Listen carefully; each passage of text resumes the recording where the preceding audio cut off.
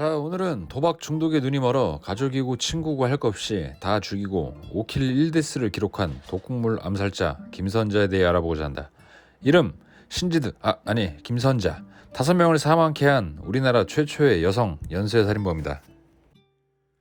김선자는 심각한 카바레 도박 중독이었다고 한다. 우연히 지인과 카바레를 방문, 흥이 바짝 오른 김선자는 물 만난 물고기 마냥 잦은 출입을 하게 되었고, 이후 도박에도 손을 대면서 많은 돈을 탕진. 이후 지인들에게 여기저기 크고 작은 돈을 빌려 빚쟁이 신세였다고 한다.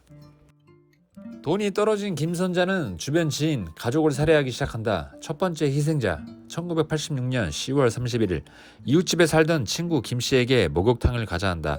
목욕탕에 들어서서 시원한 음료 한 잔 마시고 들어가자 이야기하며 음료를 권한다. 이에 김씨는 아무 의심 없이 음료를 마시고 심한 경련과 호흡 곤란을 일으키며 사망. 사인은 독극물 중독이었다.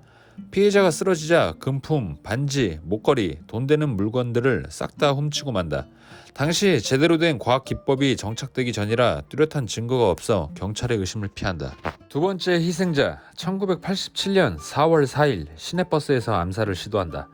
자신의 채권자인 전모 씨한테 돈 받을 곳이 있으니 받아서 바로 채무를 상환하겠다 이야기하고 영등포로 이동 중 독극물을 탄 음료를 권함. 아무 의심 없이 음료 마시고 전 씨도 사망하게 된다. 이때부터 경찰의 의심을 받게 된다. 세 번째 피해자 살인미수. 1988년 2월 10일 여기저기서 빚 독촉에 시달린 김선자는 46세 김씨에게 불광동 자신의 채무자에게 돈을 받아 돈을 갚을 테니 같이 가자. 불광동으로 이동한다. 이때도 역시 김선자는 율무차에 청산가리를 섞어 김씨에게 마시라고 주는데 약이 덜 들어갔는지 채권자 김씨는 구토하고 상태가 좋지 않음을 직감. 뭔가 이상한 김씨는 그 길로 택시 타고 집으로 귀가. 이에 김선자는 불안했는지 돈 갚을 겸 채권자 김씨 집에 방문하여 빌린 돈을 갚고 동태를 살피기 위해 근실 지켜봤다고 한다. 네 번째 피해자, 1988년 3월 27일 가족들과 친척 환갑잔치를 즐기고 돌아오는 버스 안에서 김선자의 아버지 73세 사망. 당시 법약적 지식이 없는 의사들의 소견으로 고령인 걸 감안해 노인성 심장마비로 사인을 내린다. 화장된 유골에서 딱히 김선자가 약을 치거나 수작을 부린 정황이 없어서 이때도 무혐의로 풀려남. 다섯 번째 피해자, 1988년 4월 29일 자신의 친동생 43세 김씨에게도 음료를 먹여 살해. 독극물 검사가 이루어지지 않아 심장마비로 종결. 당시 동생에게 1,000만 원 정도 돈을 빌렸었는데 친동생이 죽었을 때도 덤덤하게 동생 집을 뒤져 돈 될 만한 것들 싹 다 털어갔다고 한다. 친동생이 버스에서 쓰러져서 병원으로 같이 옮긴 청년 3명의 진술에 따르면 동생이 쓰러졌는데도 당황한 기색 없이 동생 핸드백을 가지고 뛰쳐나가는 모습을 보고 소름이 돋았다고. 여섯 번째 피해자, 1988년 8월 8일 자신의 조카 46세 여성 손씨에게 집을 싸게 살 수 있게 부동산 중개인을 소개시켜준다면서 손씨와 만남. 이때 현금 500만 원 정도 돈을 들고 김선자를 만났는데 이때도 손씨는 청산가리를 든 음료를 먹고 사망하게 된다. 손씨의 가족들이 뭔가 이상함을 감지, 부검을 의뢰한다. 부검 결과 독극물이 검출된다. 이때 마지막으로 만난 사람이 김선자임을 확인하고 수색영장 발부, 김선자 자택을 수색하기 시작한다.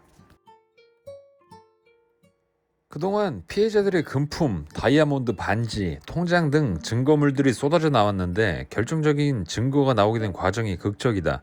수색하던 경찰이 화장실에서 일을 보고 있는데 당시 김선자의 집이 목조로 되어 있었는데 화장실 작은 구멍이 눈에 들어왔고 구멍 안에 손을 넣어보니 뭔가 돌돌 말린 신문 뭉치가 발견되었고 꺼내보니 청산염 덩어리가 숨어져 있었다. 그녀는 살해 혐의에 대해 완강하게 부인하며 증거를 가져오라며 경찰서에서 소리를 지르며 난동을 부리기 시작한다.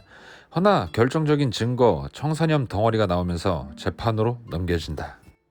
시아나칼륨이라고도 부르는 청산가리를 범행할 때 주로 사용하였으며 음료에 타서 먹이는 수법으로 김선자는 독이 주묵인 암살자였다. 맹독성 물질로 간혹 호흡독으로 사망하는 경우도 있다고 한다. 1심 사형. 허나 김선자는 바로 항소를 시전한다. 2심, 3심에서도 대법원은 항소를 기각, 원심을 유지한다. 서울 구치소로 수감되었다가 후에 대전교도소로 이감되었다. 김선재는 이런저런 당시 이유로 6번의 사형 집행을 피했었다. 한 번만 더 피했으면 사형제도가 사라지면서 최장수 사형수로 남을 뻔했으나 마지막 사형은 피할 수가 없었다. 1997년 12월 30일 사건 에피소드 8화에 다룬 여의도 광장 살인사건 김용재 등 이들 포함 23명과 함께 마지막 사형수로 형장의 이슬로 남게 됐다. 되지기 전 김선자는 부자가 부럽고 동시에 증오한다. 다시 태어나게 된다면 그들처럼 태어나서 돈을 펑펑 써보고 싶다. 나에게 죄가 있다면 그것은 가난하게 태어난 것뿐이다. 라는 유언을 남겼다고 한다. 사건을 알아보면서 어떠한 생각을 하고 어떠한 신념을 가지면 이따위 짓을 할 수 있는지 상상이 안 됐다. 첫 번째 사망자가 나왔을 때 과학기법이든 좀 더 타이트하게 조사를 했었으면 추가 희생자는 막을 수 있었지 않았나 하는 아쉬움도 있다. 범죄자들을 잊혀지지 않게 끝까지 추적하고 다시금 널리 알릴 것이며 배드 휴먼스 10번째 이야기 독살로 5킬 1데스를 시전했던 김선자 독극물 연쇄살인 사건 끝 마쳐본다.